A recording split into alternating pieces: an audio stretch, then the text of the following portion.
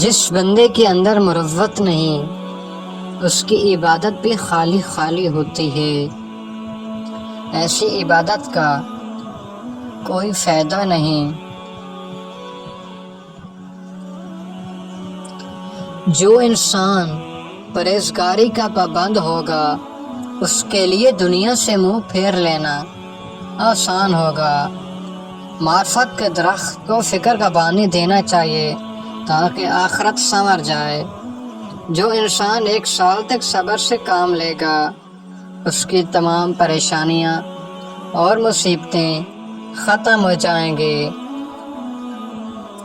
آخرت کی فکر کرنا ایک ایسا چراغ ہے، جب چراغ ہی نہ رہے گا تو دل کی روشنی بھی ختم ہو جائے گی۔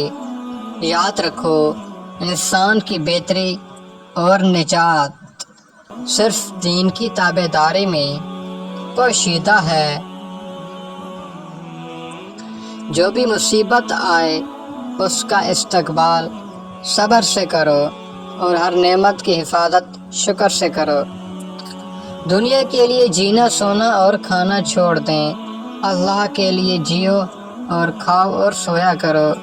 جو بھی کرو اللہ کی ذات کے لیے کرو، کیونکہ یہی چیز ہے جو تمہاری آخرت سنوارے گی۔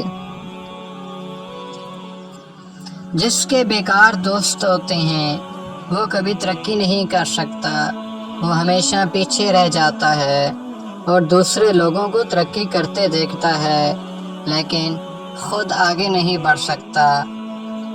جو بندہ شکریہ میں کمی کرتا ہے اچھے دوست اس سے آہستہ آہستہ دور ہو جاتے ہیں، نیکی کرنے والا بھی بے رغبت ہو جاتے ہیں۔